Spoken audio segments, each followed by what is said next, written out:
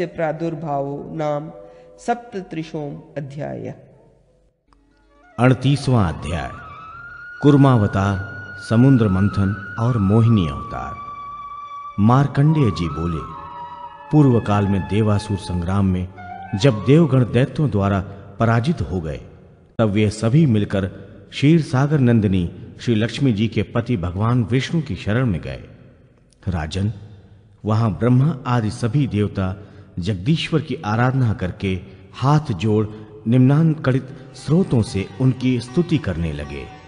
देवगण बोले, जिनकी नाभि से कमल प्रकट हुआ है, जो समस्त लोकों के स्वामी हैं, उन सारंग धनुषधारी आप परमेश्वर को नमस्कार है।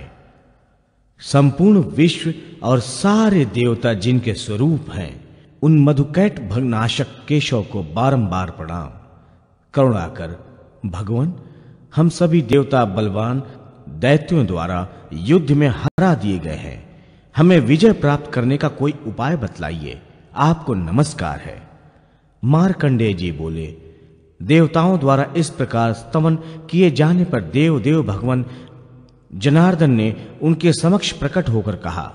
श्री भगवान बोले, देवगण, तुम सब लोग वहां जाकर दानवों के साथ संधि कर लो और मंदराचल को मथानी बनाकर वासुकी नाग से रस्सी का काम लो। फिर शीघ्रता पूर्वक समस्त औषधियों को लाकर समुद्र में डालो और दानवों के साथ मिलकर ही क्षीर सागर का मंथन करो। देवताओं, इस कार्य में मैं भी तुम लोगों की सहायता करूंगा। समुद्र से अमृत प्रकट होगा, जिसको पान करके उसके प्रभाव से देवता क्षण भर में ही अत्यंत बलशाली हो जाएंगे। महाभागो, उस उत्तम अमृत को प्राप्त कर इंद्रादि तुम सभी देवता अत्यंत तेजस्वी, रण में पराक्रम दिखाने वाले और महान उत्साह से संपन्न हो जाओगे। तदनंतर तुम लोग दानवों को जीतने में समर्थ हो सकोगे, इसमें संशय नहीं है। देव भगवान के द्वारा इस प्रकार कहे जाने पर सभी देवता उन पर जगदीश्वर को प्रणाम करके अपने स्थान पर आए और दानवों के साथ संधि करके क्षीर सागर के मंथन के लिए उत्तम उद्योग करने लगे। राजन, बलि ने अकेले ही मंदर नामक महान पर्वत को उखाड़कर समुद्र में डाल दिया तथा नृपोत्तम देवता और दैत्यों ने समस्त औषधियों को लाकर समुद्र में डाला। राजन, भगवान नारायण की आज्ञा से वासुकी नाग वहां आए और समस्त देवताओं का हित साधन करने के लिए स्वयं भगवान विष्णु भी वहां पधारे। तदनंतर सभी देवता और असुरगण वहां भगवान विष्णु के पास आए और सब लोग मित्र भाव से एकत्र होकर क्षीर सागर के तट पर उपस्थित हुए। नृप उस समय मंदराचल को मथानी और वासुकी नाग को रस्सी बनाकर अमृत निकालने के उद्देश्य से अत्यंत वेग पूर्वक समुद्र का मंथन आरंभ हुआ। भगवान विष्णु ने उस समय समुद्र मंथन के लिए दानवों को वासुकी के मुख की ओर और देवताओं को पुच्छ भाग की ओर नियुक्त किया। राजन, इस प्रकार मंथन आरंभ होने पर नीचे कोई आधार न होने के कारण मंदराचल जल के भीतर प्रविष्ट होकर डूब गया।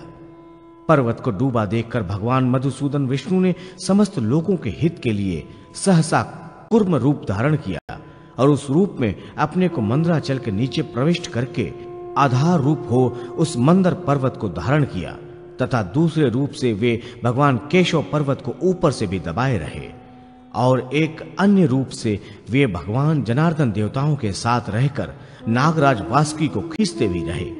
तब वे बलवान देवता तथा असुर पूर्ण शक्ति लगाकर बड़े वेग से क्षीर सागर का मंथन करने लगे। नृप श्रेष्ठ, तदनंतर उस मथे जाते हुए क्षीर सागर से अत्यंत दुस्सह कालकूट नामक विष प्रकट हुआ। उस विष को सभी सर्पों ने ग्रहण कर लिया। उनसे बचे हुए विष को भगवान विष्णु की आज्ञा से शंकर जी ने पी लिया। इससे कंठ में काला दाग पड़ जाने के कारण उनकी नीलकंठ संज्ञा हुई। इसके बाद द्वितीय बार के मंथन से ऐरावत, गजराज और उच्चैश्रवा घोड़ा ये दोनों प्रकट हुए। यह बात हमारे सुनने में आई है। तृतीय आवृत्ति से परम सुंदरी अप्सरा का आविर्भाव हुआ और चौथी बार महान वृक्ष पारिजात प्रकट हुआ। पांचवी आवृत्ति में क्षीर सागर से चंद्रमा प्रकट हुए। नरेश्वर, चंद्रमा को भगवान शिव अपने मस्तक पर धारण करते हैं। ठीक उसी तरह जैसे नारी ललाट में स्वस्तिक धारण करती है, इसी प्रकार क्षीर सागर से नाना प्रकार के दिव्य रत्न, आभूषण और हजारों गंधर्व प्रकट हुए। इन अत्यंत विस्मयजनक वस्तुओं को उस प्रकार उत्पन्न देख सभी देवता और असुर बहुत प्रसन्न हुए। तदनंतर भगवान विष्णु की आज्ञा से मेघगण देवताओं के दल में स्थित हो मंद मंद वर्षा करने लगे और देव वृंद को सुख देने वाली वायु बहने लगी। किंतु महामते, वासुकी के विष मिश्रित श्वास की वायु से कितने ही दैत्य मर गए और जो बचे वे भी तेज एवं पराक्रम से हीन हो गए। तत्पश्चात उस समुद्र से हाथ में कमल धारण किए हुए श्री लक्ष्मी जी प्रकट हुई। राजेंद्र, वे अपने तेज से संपूर्ण दिशाओं को प्रकाशमान कर रही थी।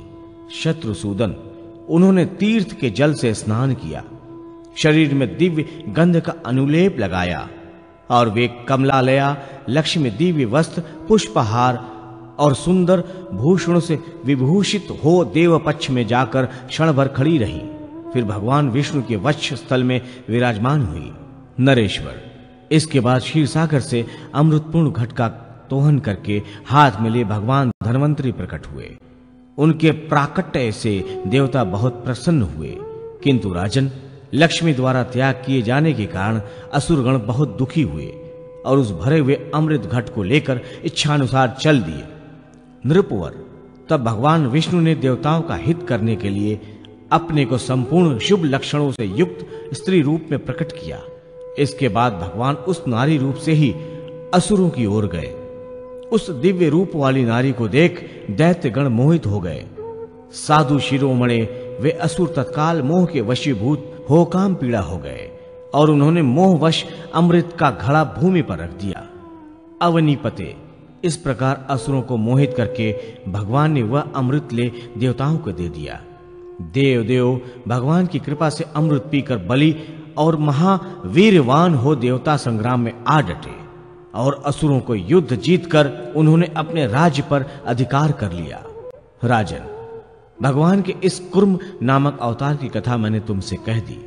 यह पढ़ने और सुनने वाले मनुष्यों को पुण्य देने वाली है। अद्भुत कर्म करने वाले भगवान नारायण ने केवल देवताओं के हित के लिए अनंत तेजस्वी परम पावन कुर्म रूप प्रकट किया था। सो इस प्रसंग का वर्णन मैंने तुमसे कर दिया।